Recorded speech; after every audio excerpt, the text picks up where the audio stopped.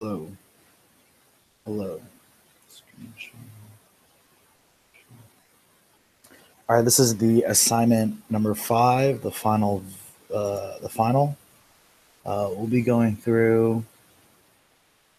We'll be going through. Be going through the output pages, construction, and how to do the dividend blocks and debt service reserve accounts and major maintenance reserve accounts, and how that interlinks with your accounting statements. And then we'll kind of show you how to set up, or I guess like an introduction to the pitches. Maybe for the pitch, when we transition to the pitches, I'll turn off this live cast and then start another one, so we have 2 separate videos, just so it's easier to manage. Okay, so kicking it off, we'll walk through how to do some of these charts too. Just kicking it off, we have everything done from the first assignment, or assignment 4. So now we're going to add depth to the model. So what we're going to add will mainly be, the best place to see it is in the waterfall tab. So let's see, let's just make sure we're casting live. Hello. Yeah, so it looks like it's good. So what we're going to add is a major maintenance account, a dividend block, and a debt service reserve account. So opening up the instructions. So this is the instructions from the website. So let's just go through these real quick. The pitch book represents the results of the due diligence and risk analysis to your credit committee, and they make a recommendation whether to lend to the project or not. You'll need to demonstrate to the credit committee that you've analyzed the key risks, evaluate specific mitigants, all that stuff. Be quantitative as much as possible. The pitch book should cover the executive summary. All this stuff will be different slides in your pitch book, and the pitch book attached is kind of like just a template, and so you could expand on that if you want. It's not really like cut or dry type of thing. So the sponsor case, so just for terminology, the sponsor case is the case that we've been working on all semester. So that is the case with the most aggressive assumptions on how the loan will do or the project will do. And so we call that sponsor case results. So everything we have now is the sponsor case results. And then so this is all stuff you need to change, because right now the sponsor case doesn't actually work, because there's certain periods where it fails. And then there's a sensitivity analysis we're going to have to build in as well. And then so we'll go through how to build in these scenarios. And then we'll have these other reserve account, major maintenance, leverage levels. We'll go through all. I mean, you could read all this stuff on here, and I'm just going to go through the modeling of it. So the main thing I'm going to go over is how to do the. First, we'll go over how to do the different accounts: major maintenance, dividend block, and debt service coverage ratio. Then we'll go over how to do some of the charts, and then we'll go over kind of what else you could change. Oh, then we'll go over the scenarios. So let's start with the major maintenance reserve account. So you want to go into your waterfall tab. And once you're in the waterfall tab, you're going to have to add certain rows.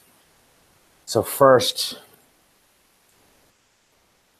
most of the work will be in the waterfall tab. So you're going to add a row right below revenues called interest on cash accounts.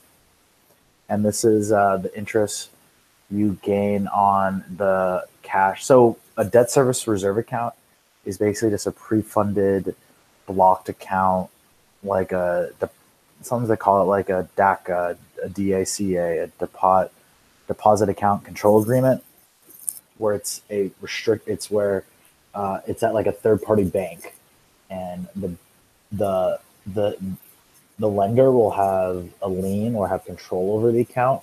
So if the loan goes bankrupt, then we have 2 periods of debt service that we could sweep for a loan. So it's just kind of like it's just almost like collateral. The project will post the cash collateral. The project will post like a separate bank account to cover. So it's pretty typical, especially in developing market loans where they're pretty risky, especially if project finance will ask to include a period or two of debt service. So there's this cash sitting in an account. So you gain interest on those cash accounts.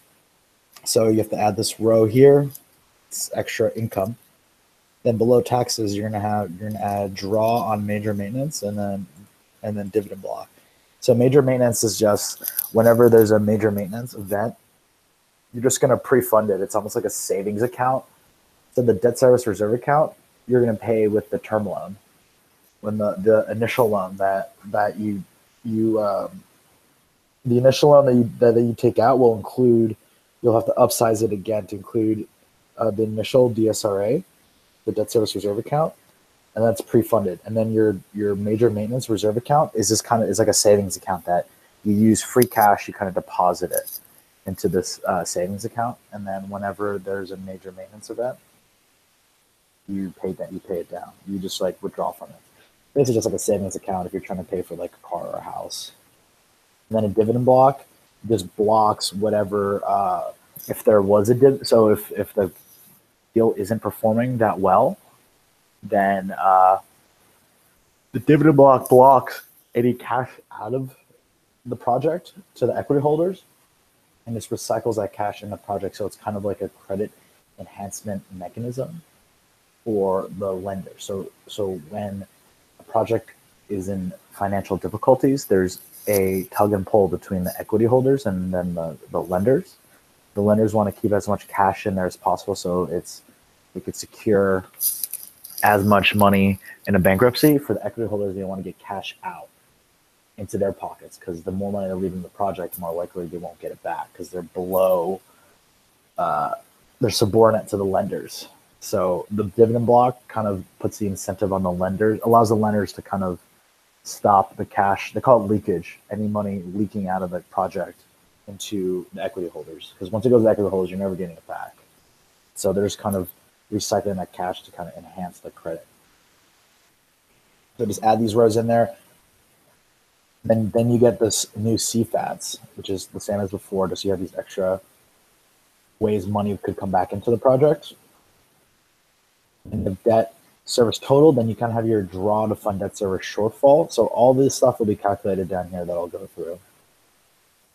And your draw to fund debt service shortfall is your draw from your debt service reserve account, and your draw to fund your debt service reserve account is just whenever you don't have. So this is how much CFATs we had that period, and that's not enough to cover your debt service total. So there's a shortfall. So you tap into your debt service reserve account, your DSRA, to cover that shortfall. So it's just really like if you're just short. Say you you want to see a movie and it's $20, and then all you have is $15, and then you need to borrow $5 from your savings account. That's kind of what the draw to fund debt service shortfall is, and then all this stuff is calculated down here, and I'll walk through it. And you have your cash flow after debt service, and then so with the major maintenance account and your DSRA, you have to refill those accounts. So they're actually technically senior to the equity holders in the credit agreement. So refilling these accounts are have a higher priority in the cash flow waterfall than the equity holders in the dividends. So you could see that we funded the DSRA initially from the initial debt, and then for the major maintenance, we're slowly refilling it until we use it. There wasn't a lot of cash this next period, and then so we double use it, and then we fill it up again, and then we use it again. There was not a lot of cash the next period, and then we twice fill it that period, and then we use it up again and again. You can see it kind of continues. And then the last period, you kind of empty your debt service reserve account and major maintenance. It's because some of these things are covenants. They're called conditions precedent. So like these are things you need to have during the credit agreement. So after the credit agreement expires or you pay down the loan, you kind of don't need to have these anymore. So these are just nice to have.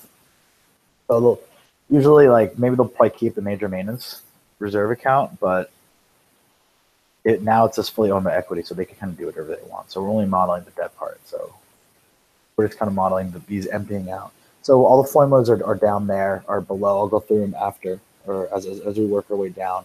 But really, it's just as you go through the waterfall, thing generates cash. The project generates cash. You have this much cash. You owe this much debt. You have this much after debt service, and then you owe a certain amount to refill these blocked accounts, these reserve accounts. And then you pay them in, and then you have cash level from that. Then you have a dividend calc. And then here we're blocking the dividend based on a certain DSCR level, debt service coverage ratio level. So if it's below a certain coverage ratio, the dividends will get blocked and then will get recycled. So here it looks like we're blocking the dividends. And then it just gets recycled the next period. So your dividend block is actually the previous period's dividend block. You see that? And then this dividend block is we're calculating down here. So there's a flag on the dividend block. So now we're starting to the reserve it through the credit enhancements. So really, if the DSCR, the debt service coverage ratio, is below 1.25, then the dividends get blocked. So really, that's all we're doing here with the dividend block is we're adding this in right here, these rows in. So really, if it's 1.25, if this number is below 1.25, the dividend gets blocked. So you set up this flag. If this is less than that, then the dividend gets blocked. Only during the debt amortization period, because when there's no debt, then it doesn't matter if it's blocked or not. So you can see here, this was above it, so dividends are not blocked, and then you can see that there's dividends that left the project, right? And then you can continue. The project gets better, and this is not the same model as your guys' model. It's very slightly different, a little different assumptions. So just keep that in mind. This isn't exact. So I think we're running off worse assumptions on here.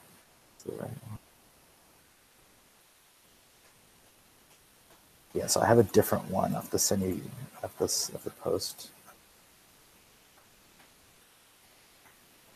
Yeah, so I'll have to switch. I'll have a new video for when we cover the scenarios.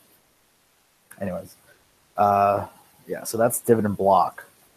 So whenever your debt service coverage ratio is below 1.25, set up a flag for the dividend blocks, and then you link it up here where dividend blocked. This equals your dividend. It's just the negative amount of it. So the dividend gets calculated. We're just doing the inverse of it. So really, your dividend is you're calculated $2.5 million out. Dividend gets blocked, so it's just $2.5 million back into the project, and then it's just based off this flag. And then just so you're recycling that money back into the project. So then that's why you see it as income in the next period. So really, this is money that would have left the project, but we're blocking it. You could almost say it leaves, comes back in, sort of like it goes to leave, but it gets stopped at the border, and they send it back in, and now it gets recognized as revenue the next period. So it kind of gets recycled back in. And then so the effect is it just adds more cash, more to your CFAs the next period. That's a dividend block. A little confusing concept. Really, it's not all things will get blocked if you have like a well-performing account. Okay. So we covered dividend block. Now as we scroll down here, this is your graphical information for your graphs. Just CFADs, debt service, your amount, and then you use all this info. You want to go to summaries, kind of create this chart. So just a quick aside on how to make the chart. Kind of just have to highlight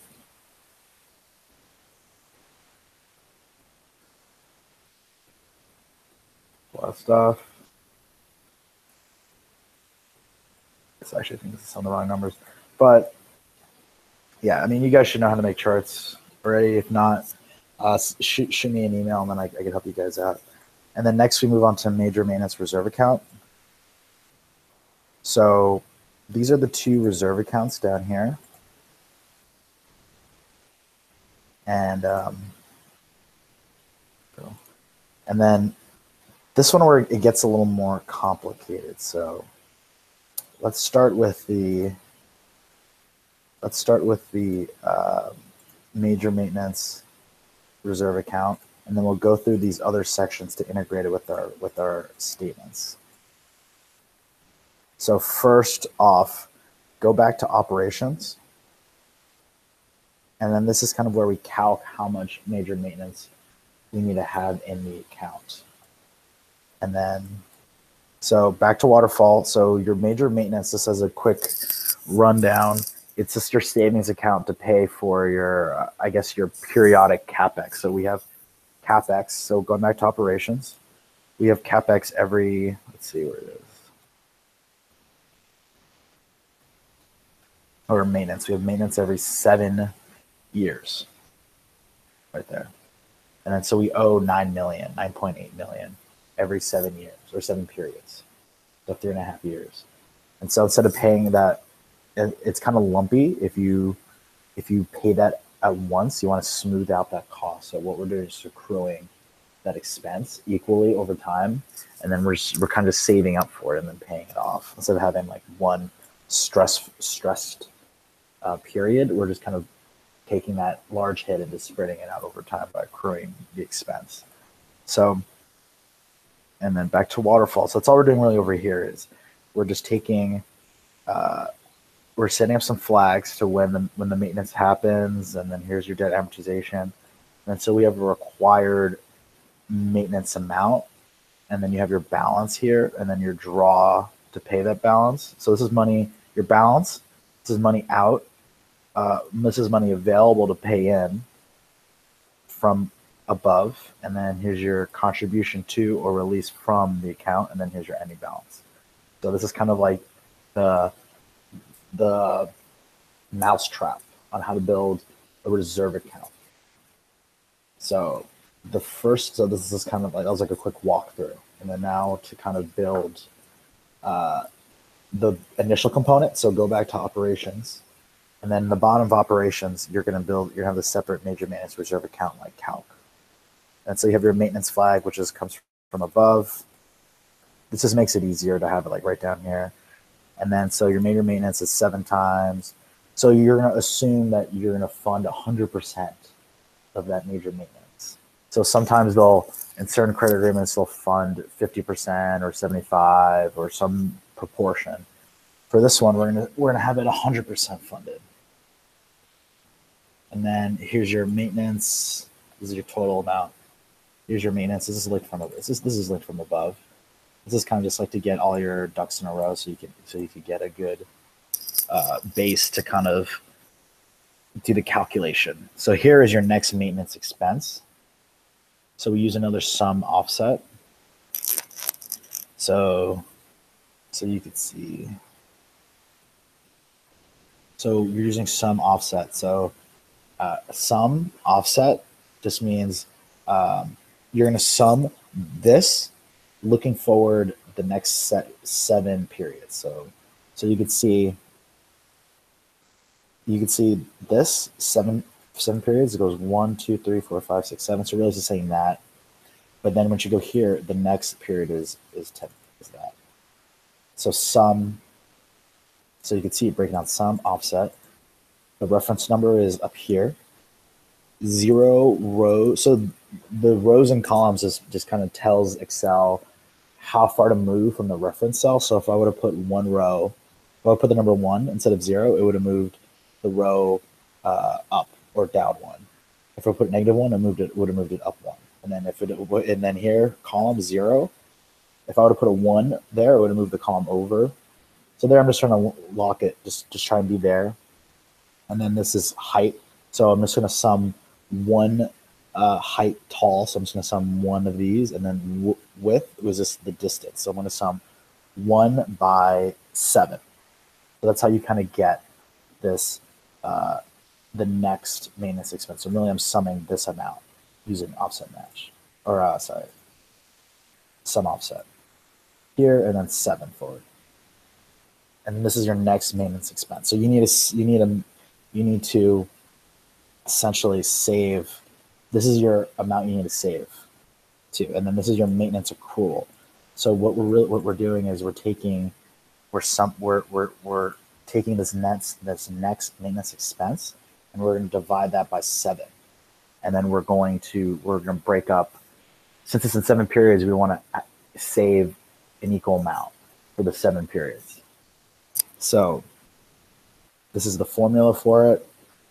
It's a little complicated, but you guys can figure it out. It's really just some triggers to kind of get this divided by 7. So this is how much we need to save each period. So it gets up to that. And this is your accrued maintenance liability. So this is how much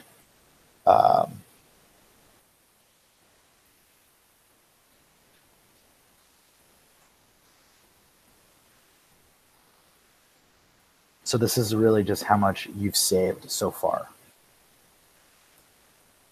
So in the accounting world, these accruals, you instead of realizing this expense in that period. So this is what the difference between the cash flow statement and the income statement is that you have these large expenses, and then in the cash flow statement, it's all realized in that period.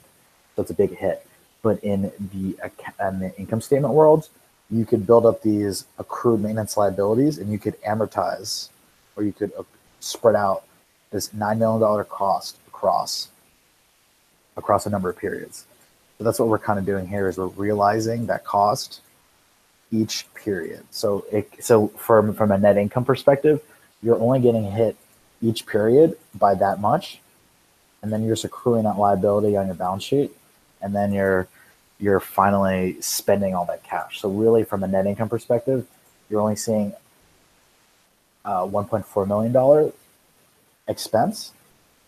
But from a cash flow perspective, you're seeing it from you're seeing a one period. So you're seeing one in the net income perspective, and an income statement perspective, you're seeing 1.4 million in an expense every year for 7 years, and then a cash flow perspective, you're seeing $9.8 million expense just in 1 year. So it's just like the way like tax accounting kind of works, where you kind of play around with these expenses, because really you're realizing the benefit.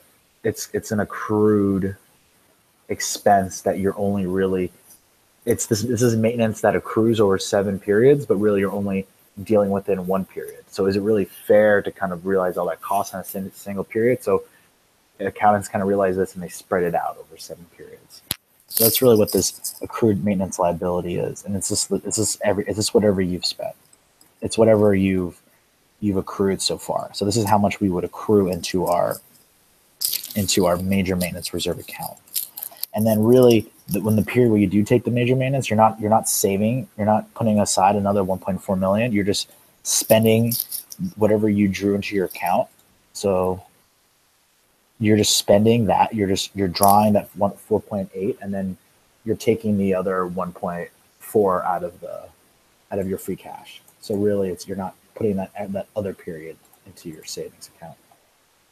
So once you have these things built, and the formulas are kind of confusing down here, and it's just you got to be careful about the sum and ifs. There's a lot of nuanced formulas, so you can kind of see. And so this accrued maintenance liability is kind of what your required major maintenance reserve account balance needs to be, and this is how much. Yeah. So now, once you have this kind of built down here, jump back to the waterfall, and you go back to where we're calculating major maintenance reserve. So here we're just pulling this required amount from this. So you have your maintenance flag, which is from operations. This is whenever the maintenance happens, when you actually would draw the account. And then here's your amortization flag, because it's not mandatory after amortization, so just model it emptying out. And then your required amount, this is your accrued maintenance liability. So just link that right here. This is your accrued maintenance liability.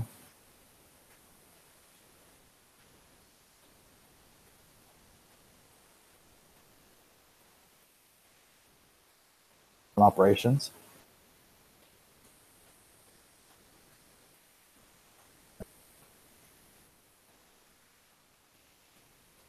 And then it's just kind of, and then like you can just see 0 there. You don't need any more. And then, so this is kind of like the top. This is kind of like, this stuff isn't really used. This isn't like, this is kind of like your base where you're using this for your calculations.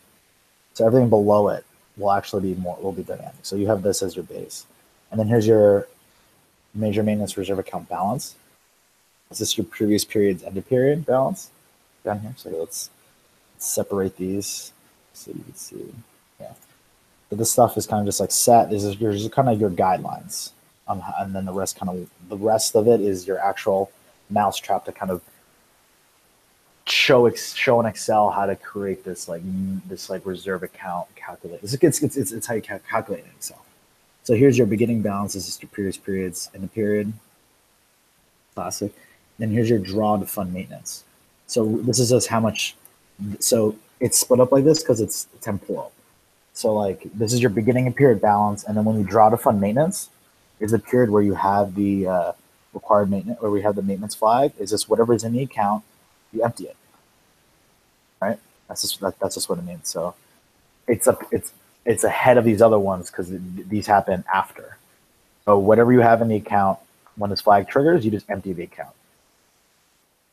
And so it's a pretty simple trigger. So whenever that goes off, it's a negative number because this is from the perspective of the account. So you can see it from here. So this goes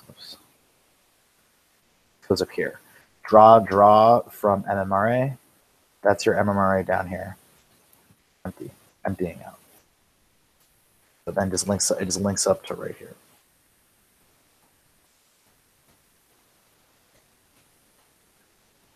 Cool. And then this part's pretty straightforward. And then here where it gets a little complicated. And now here is funds available. So funds available for MRA. So in the credit agreement, you're going to put the MMRA is going to be senior to the debt service reserve account in the claims on the waterfall. Since we're already pre-funding the DSRA, we're just going to say that MMRA is senior in their claims to refill that account. Refill. So it's like a waterfall. Like who gets, like how much water goes down, and then each person has like a claim on that waterfall, and then the equity holders are at the very bottom. Whoever has, and then the water may not always drip down to them. So we could take an example right here. Like who gets the drink first is your debt service. Then the refilling your MMRA is second in priority. The third in priority is your DSRA refill. Then it's your dividend. And then your dividend can get blocked if it doesn't hit certain requirements. So then here, this is not really linked to anything. It's just either it's the funds available for the MRA, like how much water is available to drink. So it's this amount. So so we're using the max. It's either sometimes if this is negative, it means there's not enough cash. That's why we do the max as 0. Because if it wasn't for the DSRA, then this would be a negative number. And so that's why we need to do the max as max 0, just to make sure it's not negative. Because you can't, negative amount is not an actual amount. To having less than 0 money is not funds available. So that's just that number. And then that's how much money is available to fund the MMRA. And then this is your contribution to, release from. So this is where it gets complicated. This is that min, like double min, like min formula. So what we're saying here is this is your contribution to, which is a positive number, which is actually a negative number. Actually a negative number in the waterfall, because this is money out of the project. You see that right here? There's money out of the project into the restricted cash account, the control account. But then from this perspective, it's money into that cash account. You see that? Contribution to, release from, contribution to, release from. So just remember the change of sign. Oh, there we go.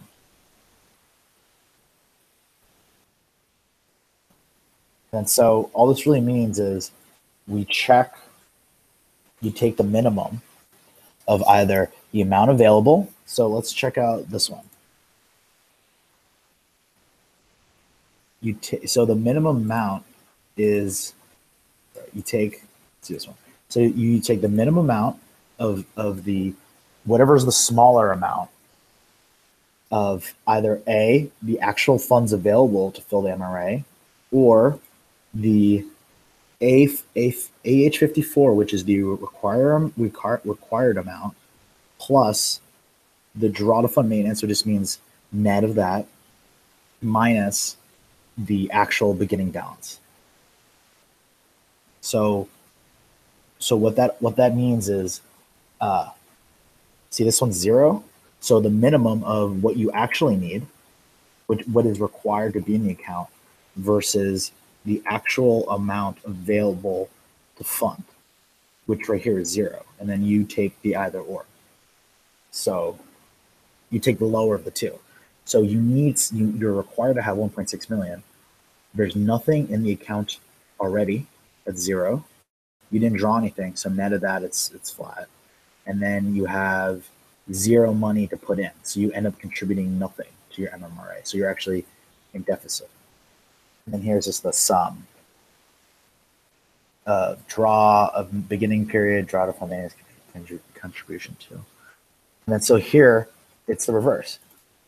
You need 3.2 million in the account because this is your accrued maintenance liability you didn't pay last time, and then net of the beginning amount, which is 0, there's nothing in it, net of whatever you drew out to fund maintenance, which is 0. So you are required to put 3.2 million. Then look, we have 5 million in the account, so we have enough to fund. So really, it's the minimum. Just means you can't fund more than what you have. So using the minimum just means you're either funding what you actually need or you're funding whatever's available. So we have more than what's available, so the min points us to this. If there was only, say there was only 3 million, or say 2 million, you would only fund 2 million because you do the minimum because you can't fund the account with more cash than you have. We only have $2 million cash, but we need 3.2, and then that's how it works. And you can see for the next period, you fund extra. That's kind of and then it gets kind of quirky at the end, where it's negative because we actually don't require anything in there anymore. And here's our beginning period balance. And since we don't require anymore, the way the formula is set up is that we could actually return the money released from the MMRA. And then you could see it there. We're adding money back to the account. We're emptying the account. So this one's a little complicated. You're probably going to watch this section a couple times through. And then just remember how it links. And then going into your income. So then going into your income statement, or let's jump down here real quick. This is the cash. I'll get to this. I'll get to this down here after, but just know that whatever money is sitting in your major maintenance accounts, it's going to get a nominal interest amount. And then that's going to get realized here in your income statement. So remember, go to your income statement. You have to add this second row, interest on cash accounts, as another source of revenue. And then your cash flow statement. I'll go through this once we do the DSRA. It's your net cash flow isn't going to change. It's just how it's allocated within free cash, like regular cash, and restricted cash is what will change. And then that flows into your balance sheet. And so I'll go through that separately after we get done with the DSRA. So that's major maintenance account. Let's check the time. I'll try and put it on here. So what time is it? It's we finished. How deep are we in? Say the time.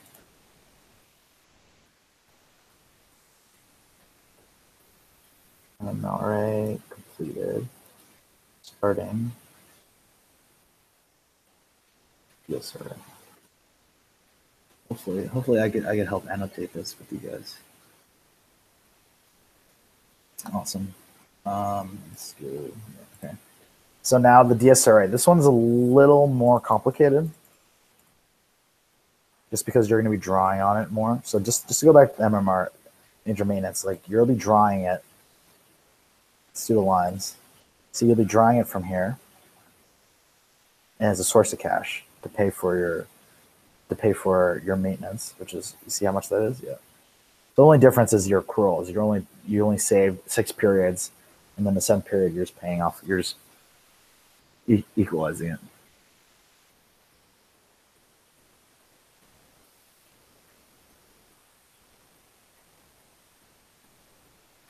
A second.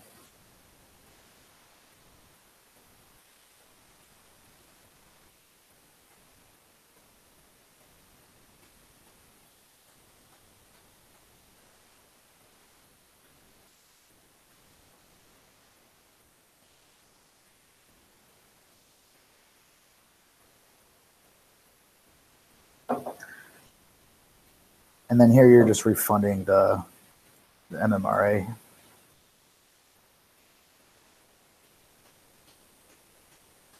Yeah, this is a recap. So your DSCR is very similar to your MMRA, just like it's a different. You're just basing out something different. So instead of forward-looking your 7 periods, you're going to start off pre-funding it with 2 periods of debt service. So it's a very similar situation, like mousetrap wise, on like the mechanism to calculate it. So let's go back to where it starts. So this one you actually have to start in your debt service. So the only confusing thing with your DSRA, sorry for wrong. DSRA is you're going to have to it's going to be a double circularity. So you're just going to have to, I'll just walk through it. So your DSA requirement is 2 periods of debt service, and we're going to pre-fund that. So you're going to have to size your debt to include 2 periods of debt service in the initial loan. So it's pretty common to pre-fund your DSRA account with the actual loan note, and that just adds safety to the just allows like a cushion for the borrower and stuff, and just helps as like a credit risk mitigant.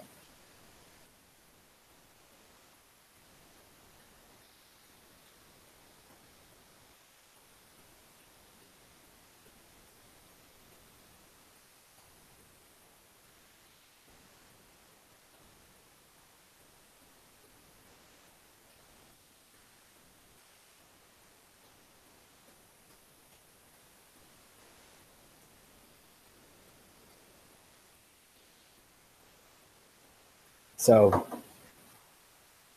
your DSRA, you're going to do another sum offset, and you're just going to sum. It's going to be very similar, where offset, reference, 0 rows, but then here we're just going to do 2 columns forward. It's just a different way to do it. So instead of doing like the width, we're just going to have this be the base there, and let's do two columns ahead. So there's different ways to do this, like forward-looking thing. Basically, we're just summing these 2 rows, the forward 2 debt service period. So if you want to change the 3 periods, let's sum 3, 4, 2, 1, 2. So this is your required amount, and it's just your forward 2 periods of debt service with a different type of sum offset. You could use the other way, or you could use this method. It is linked to this link here, and this is just your initial funding. It's just really the data project completion. This is just estimate amount. So it's kind of like a weird way to do it, but this is kind of like to break the circularity. So your debt service estimate this is more of your like DSRA debt service estimate, and you're like your DS.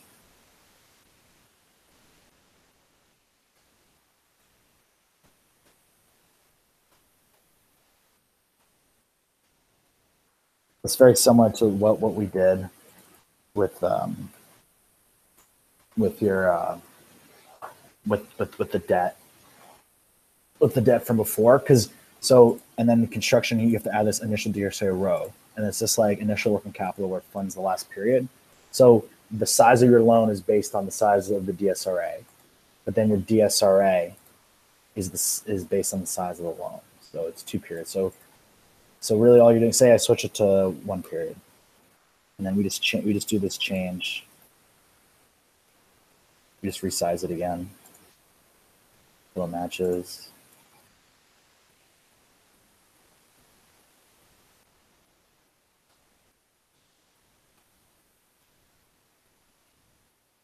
This is after you have it built. This is what you just have to do. And when you change it, you can do like a goal seek or something to make this easier. And then you just got to do it here. Oops.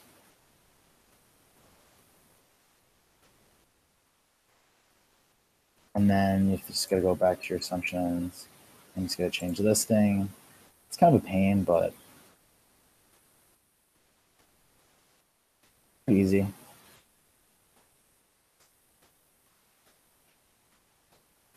When you do your change, when you change it around, you just have to, every time you change your assumptions on the size of the debt, it's just kind of what you have to do.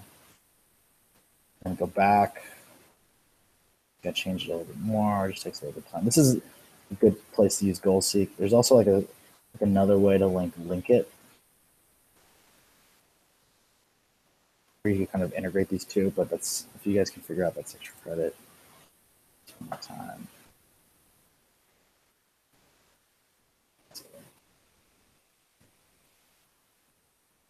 Remember to check it. Should be good now. Let's see, it's only slightly off. Oh, and then it's back. It's slightly off.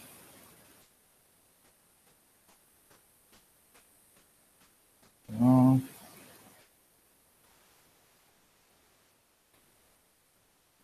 There you go. Yeah. So yes, once you have that there, it's kind of your initial. And just remember, construction, initial DSRA, it pre-funds it. We're going to do 2, or you can do 1, so you can do whatever. Generally, it's 2 periods, but yeah, just do 2 periods. And then this is just kind of like triggers and stuff on how to get it to show up on that period.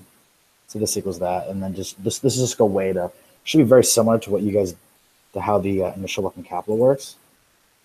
So like if you guys have trouble figuring this out, just go back to initial working capital. It's the exact same mechanism. So this is just your requirement. And then you could see it's just the next 2 periods of debt service. And then you could see that your requirement just falls off. So you end up not needing anything. So you go from 2 to nothing. Really should scale down, but oh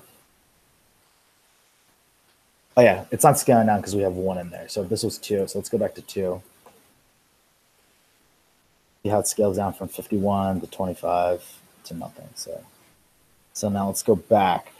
So we'll get back to 2. We're gonna have to go do this whole thing again.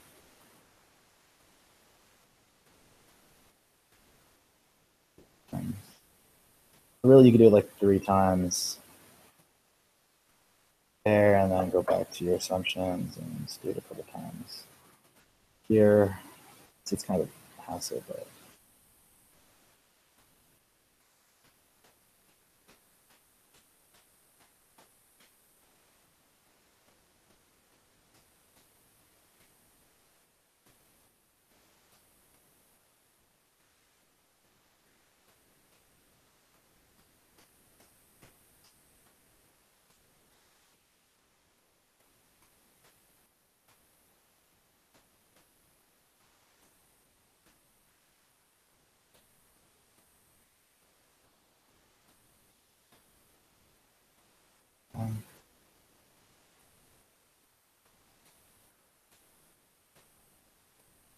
like you just do this last, and then you get all your stuff together. There we go.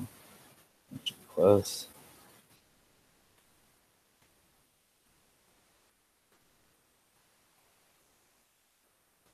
Make sure the other one is good. It's a little bit off.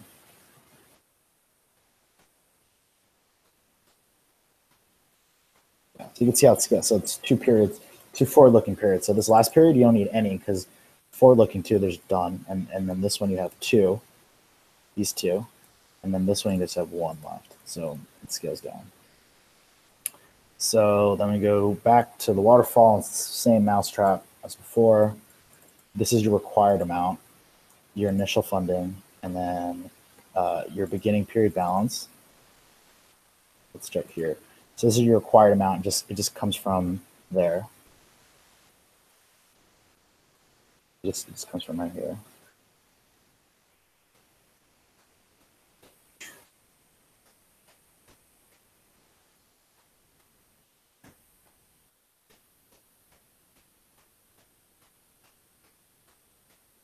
There you go. This is your required amount, your initial funding, and then here's your beginning period is this previous period's end of period. Draw to fund debt service shortfall. So let's go to this one. Really, if the trigger is if this F19 is your CFADs is lower than your debt service total, then you're going to trigger the fund debt service shortfall. So this is a fly to turn on or off, and then minimum. So you do the min. So either you fund the actual difference, which is this amount, or the minimum, which is the amount in the account. So this is the account balance. So you're either going to fund the difference or the account, or the smaller of the difference or the amount in the account. So there's obviously enough in the account to cover the difference, but sometimes there may not be enough in the account. So you'd only have to draw the amount that's in the account and not the actual difference. So that's what the minimum works like. And then funds available. So you're junior to your major maintenance. So XM is it's all. Yeah.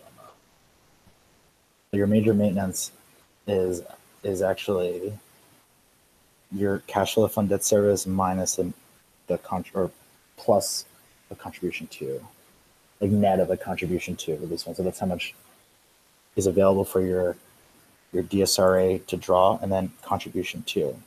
And you can see that your contribution to is either the how much you don't have in the account, your required, the net of your required minus your beginning period balance, minus your draw to fund debt service shortfall, or taking out your funded debt service shortfall for that period. And then, so that's how much you need to put into the account.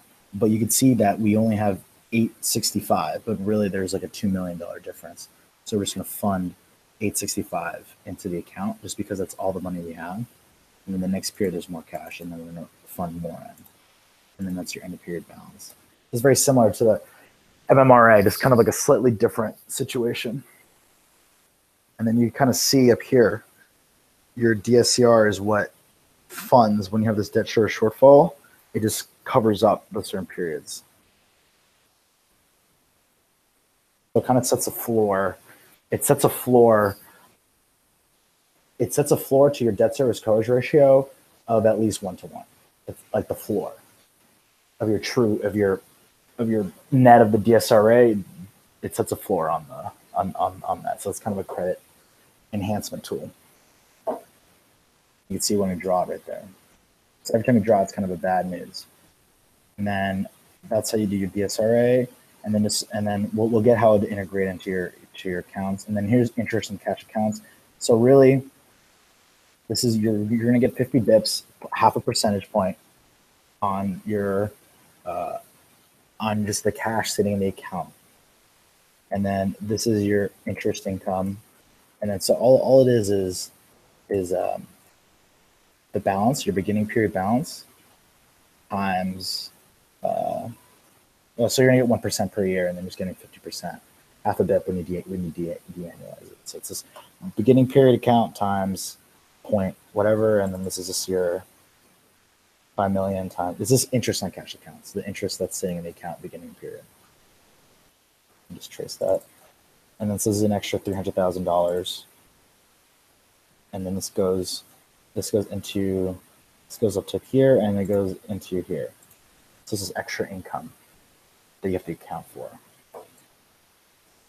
So we're just trying to track whenever that's the one thing with accounting, where if you want to make things more complicated, If you want to add something, there's another level of complexity. So this is an example of the complexity. You can't just add something willy-nilly. It requires a whole thing around it. And then so with the dividend block, it's hard to, so when you go to cash flow, it's hard to calculate dividend here when it's getting blocked. So I just recalculate dividend. There's like too much circularity here to calculate dividend the normal way. So I move it here and I just restate everything. This is like all the same stuff. And then the dividend, this is just the same. So all this comes from the cash flow statement. This is cash flow statement, cash flow statement. All this stuff is cash flow statement here. This is all stuff that goes in the waterfall section here. And then your dividend is subordinate to all these other items. So like this stuff and then dividend blocks. So then I just re-put that here. So contributions to, release from, draw from that. So your CRA is just your everything is your major.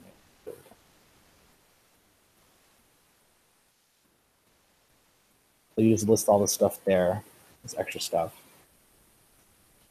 So your draw from your MMRA just adds more cash. And then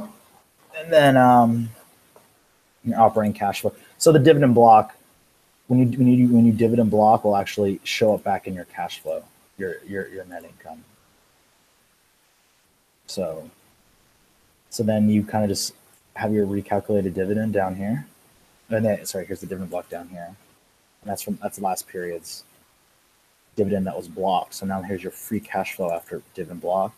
And then this is your calculated dividend if it's not getting blocked. So then you have your dividend block up here. So it's just another mechanism to calculate, just to clear up the circularity with the so you're separating the dividend calculation over this section, and then this just flows back into your cash flow statement. Yeah. So it gets a little too complicated if you try to calculate dividend while it's getting blocked in here. It's better just to separate it, just refresh out the calc a little bit, put it all in one place, and then you kind of see the actual dividends. You can see getting blocked right there. Yeah, that's the pre. And then either it gets blocked or doesn't, and then eventually just it all comes out. See? Should be pretty straightforward. Just remember to just relink that from here. And then, okay, so now this is where it gets a little weird, is integrating this restricted cash, integrating that into your balance sheet. And then so it doesn't really change. So having the reserve accounts doesn't really change your cash that much. I mean, it just lowers the amount you can dividend out. So it actually increases the cash balance in the account. But so you end up with kind of maybe like more cash flow, I guess, more net cash flow. So what we do is we just take the unrestricted cash. This is your net cash flow. This is all normal from this is all normal. We're just kind of recategorizing the cash flow, like the cash balance. So we link your MMRA account and your DSRA account. It's really just the change in the account that we're worried about. So if you link it back to here, so you take, let's do the lines, it'll be easier. So if you take draw to fund debt service shortfall, so that's cash out, plus the second one is your contributions to release from. So that those are the two touch points on where you track the cash in and out of the DSRA and then your major maintenance. So the same thing with major maintenance. It's going to be your draw, your contribution to release from, and then it's also going to be your draw to fund maintenance. So that's really just the two touch points on when you get cash in and out of the account. So you can see this 55 million comes directly from right here, contributions to release from. and that's 54 million. So you're just tracking cash in and out. Assets, restricted cash. Here's your net cash flow.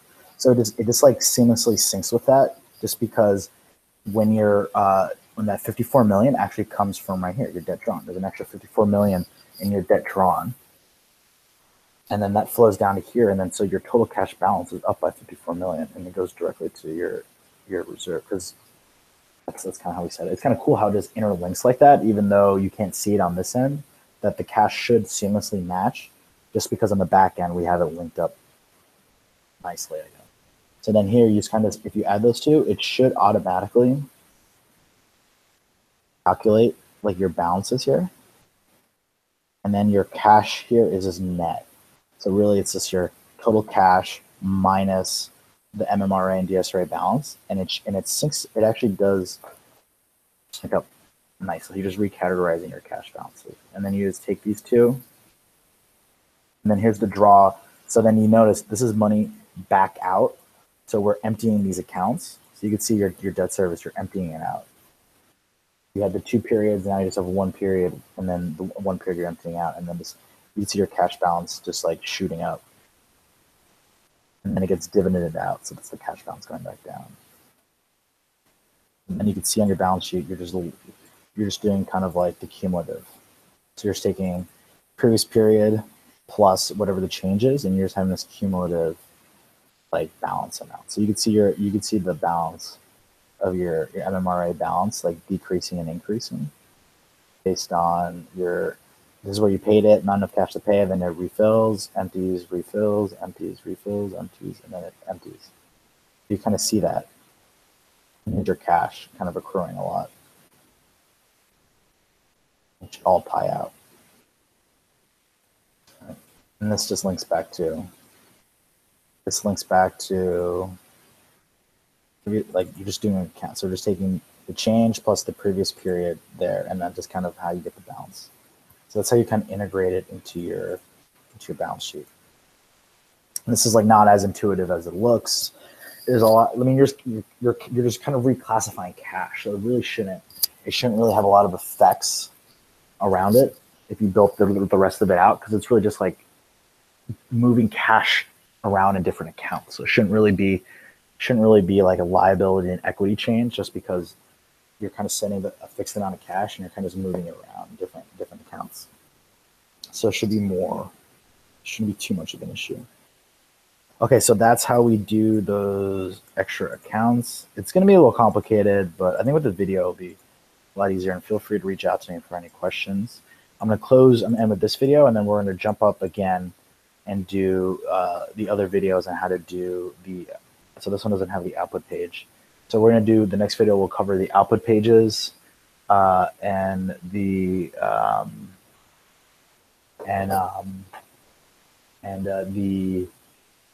scenarios, how to build in some of the scenarios. So thanks.